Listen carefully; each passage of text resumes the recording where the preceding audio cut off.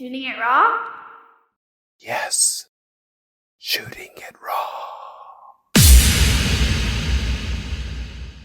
This is great. So what I don't have know which one came to you first. Which one do you have as the first one? It's the amygdala. The amygdala. Yeah.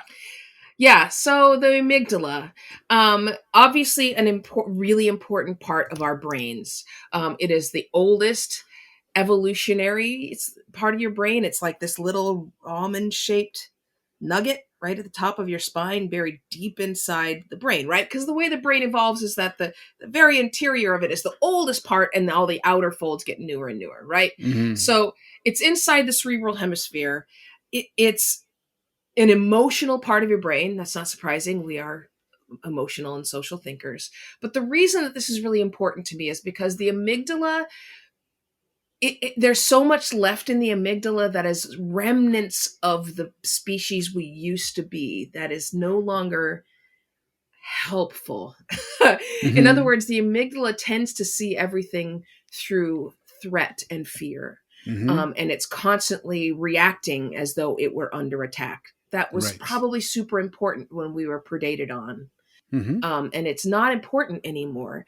And you get these amygdala hijacks where you get this overwhelming emotional response. Now, it would be great if those were rare, but what has happened now is we have gotten to a space where we have started to view not other races as threats, and other religions as threats, but even other political parties as threats, meaning that we are having these amygdala reactions, these fear of assault and attack and fear freeze reactions to even an opposing political opinion. Right. And that's why I put it in here, because it's everywhere. Okay. Good morning. Okay. So just for the listeners, because the podcast is ridiculous in the sense that we respond to images and theater of the mind. I kind of have to give some kind of anchor. Basically it's more of a diagram, or it's a diagram of a brain by itself. It's kind of like, imagine looking from a brain the bottom up. Yeah, that's been sliced, right? Yeah. And it's a graphic, and the brain is in gray and white and black, and then it's got these two, as you described, almond shapes that are highlighted in yellow, and beneath that are these kind of other smaller shapes in very bright green. And underneath that, there's a text which has the amygdala, two almond-shaped areas hugging the center of the brain near the front. Tends to become active when people dig in their heels about a political belief. Photo courtesy of USC Dorn-Seif's Brain and Creativity Institute. Celeste, who are you and what are we doing? Like what?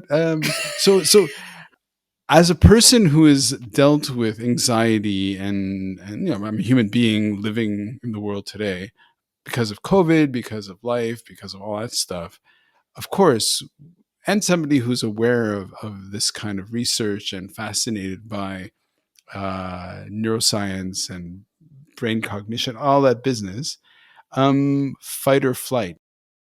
Why are we starting so strongly? So, I mean, this has become such a focus of my work. I am a conversational expert, but over the period of all these years researching what works and what doesn't in conversation, I have to go back to the brain. I have to figure out, obviously, yeah, at least in terms of social neuroscience, why we react the way we do, because we sometimes react in very illogical ways, things that feel illogical. But when you understand the connection of your neurology to your cognitive abilities, to your emotions, to your experiences and memories, to your physiology, when you begin to understand all those connections, things like, why do we avoid conversation if it's so good at us? Why do we hate talking about race, right? Why all these deeper questions that we have suddenly became a little bit more understandable. And yeah, it requires digging in a little to a little bit of science. But I will say that one of my gifts is explaining complicated science in more Hmm. understandable ways. That's one of the things I do really well. So it's working out for me. I love that you have the personal strength and self knowledge and confidence to make that sentence, because good for you. Thank you. I Run with appreciate. I it. I mean, love it. yeah. I mean, we could go into my weaknesses if you'd rather. I tend to be really truly aware of those as well, but that happens to be something I'm pretty good at. Yeah. And I am such a fan, because just this notion of, if there's an us versus them situation, and it could be anything, right? Like us being baseball players, or us being people who are left-handed, or just a group of us in a room, and then suddenly a them walks in.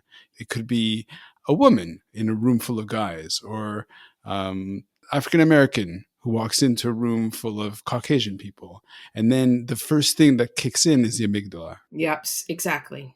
I'm talking to you like a Muppet, so please, you're the expert. Take it away from there.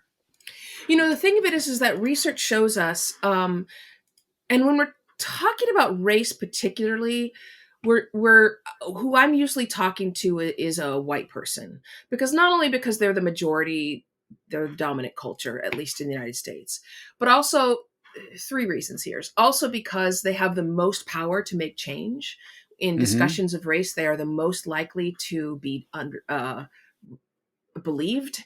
They're the most likely to actually be rewarded for bringing up these issues. But the other one is what we're talking about now, which is that white people tend to avoid these conversations. Even the very liberal minded, those who truly believe in equity and justice and are devoted to the idea that they want to bring about an anti-racist world, even among those people, they have found that they will have a physical response. And in fact, people who have a lot of unconscious bias against African Americans, which is not just blatant racist, it's a lot of people who are quite liberal minded, when they are even have a brief exposure to seeing a black person's face, right?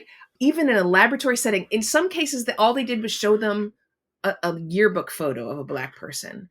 The threat set off their body's alarm system. It produced this physiological response as though they were in combat, or there was an oncoming car, right? They got restricted blood flow to the heart. There's a flooding of the muscles with glucose because the body's releasing cortisol. That's the stress hormone, right? Really useful if you're being chased by a tiger, not so much if all you're doing is looking at a person of a black person. So you get this combination of the reduced blood flow, the amygdala jacks in, constrictions to your circulatory, your digestive system, a breakdown of muscle. That's what the cortisol is there for, because it's trying to get you ready to either flee or fight, or in some cases, freeze.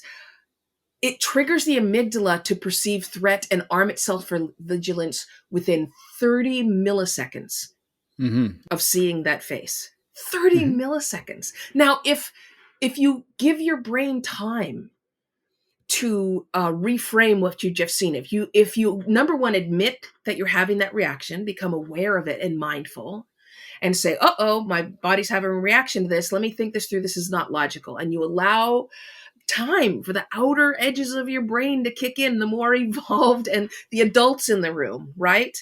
You can actually inhibit, you switch, you're kind of switching the amygdala Hmm. off, you're Hmm. putting it into Hmm. inhibition mode. So this is like what I talk about all the time, is having this conversation even with yourself.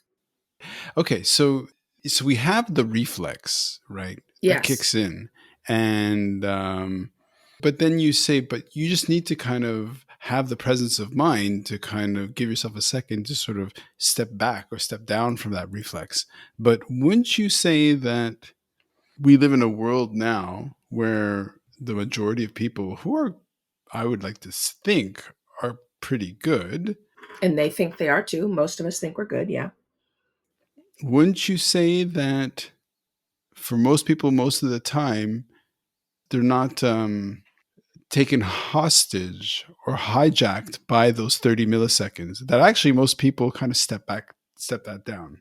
Or am I being naive? I think you're being a little naive, because Okay. what we know is that, again, prejudicial assumptions, stereotypes that we make about people are automatic. You know, 98% of our thought, neuroscientists say 98% of our thought is unconscious. Mm-hmm. And we don't know that it's happening. Mm. And what that means is that if you go through life saying my conscious identity is liberal and open-minded and accepting, by not being realistic about the fact that you do have stereotypes and prejudices living in your subconscious, you are Mm-hmm. never going to be able to address them. Those, you're not lifting up the rock and letting the creepy crawlies come out, right? Mm-hmm. You have Mm-hmm. to be honest with yourself about the things that live in your unconscious mind. That, you know, the biggest problems we have with prejudice are a result of unconscious bias, not Mm-hmm. blatant racism. And Sure. let me put it this way. Consider this for a moment. 50, less than 15% of American men are taller than 6 feet, but about Okay. 60% of CEOs are over 6 feet tall. And the Mm. last time Americans elected a president under 6 feet tall was 1896. But if you asked Mm-hmm. them, are you prejudiced? If you asked most Americans, do you have a prejudice in favor of tall people? They would say no. We give lower performance evaluations to people who carry extra weight. Doctors Mm-hmm. prescribe medical procedures based on patients' race. Teachers still to this day call on boys more than girls. These Mm-hmm. assumptions are not always about race, they're about all kinds of things. And they live in, yeah. And do I think that most people rethink it? No, because I don't think they admit that they're biased. Okay. Here, here's something that's very disturbing to somebody who begins to put a toe in the pool that you swim in.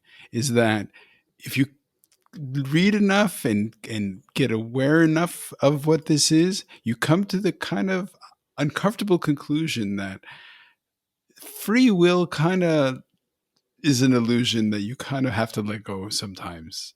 This, you know what I mean? Like it's kind of painful to think that like free will and conscious and being and having a handle on our thinking, it's extremely slippery. It's this eel that's really hard to catch. I don't know. That's just how I feel. I mean, I mean, I think it's a valid concern. I mean, this has been the big argument, right? Like there was this huge debate about this between Michel Foucault and Noam Chomsky mm, decades ago. Do we have how much of our behavior is guided by our genetics, right? By our right, biology? right, And right, right. Michel Foucault, not surprisingly, was like, none of it. We are completely free. And Noam Chomsky was like, oh, not so much. Um, Mm, you know, we have more control over our brains than neuroscience might suggest at first. But you have to dig a okay. little deeper and realize that neuroscientists have also discovered how you can change your mind. That Okay. there's this a quality that they call neuroplasticity. Hmm. And essentially, okay, so let me explain this because to me it's super exciting. Obviously, I'm a Okay. dork about this Yeah, stuff you and I can get barely all sit still. I I love know it. I get all excited about it. So, I mean, you can imagine a brain right now, this slimy gray with little curvy lines carved into it. Inside your brain are all of these neurons that connect with one another. So let's say, for example, that I do something super enjoyable and the part of my brain makes this connection because I have fun, right? Hmm. Now, if I play with my dog that way, every day or maybe multiple times a day, I am then making that little roadway deeper Yeah, yeah. and more familiar, and it means it's going to be even easier for my mind to immediately jump to happiness and fun, right? Hmm. Hmm. So we can actually, through repetition, through habit, we can literally carve new pathways into our brain. Hmm. And there's ways that you do this. There's ways to make them stronger, Hmm. associate them with positive emotions, right? For example, I tell people all the time, conversations are super good for you. They are. Hmm. They just are. As long as you're not arguing or hostile, that conversation is going to be good for you. So start associating with this positivity. Hmm. Associate conversations about race as little tiny nudges toward anti-racism, toward justice for the world, right? Another Okay. thing is to involve all of your senses, right? There's no lasting change in your brain that doesn't involve your nervous system. So visualize it, use your touch, use your movement. You know, there's ways to make your brain more plastic. And that to me is super exciting and hopeful. Which is what we're doing right now. And it's Yeah. obviously the enthusiasm that you have is really communicating. But we only have an hour, and we have to move on to the next image. Isn't it crazy? Yes. We have to keep It is. rolling. You're so fun. Let's just imagine this as an amuse bouche, right? Like if Okay, somebody is super into this stuff, this is a this is an great. appetizer, so they can go and do some reading.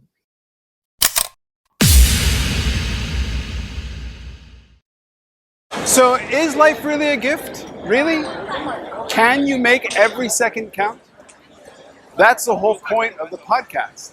So, if you like what you've seen and you're inspired, because that really is my mission, then please give it a like, subscribe, and share. Shooting it raw? Yes, shooting it raw.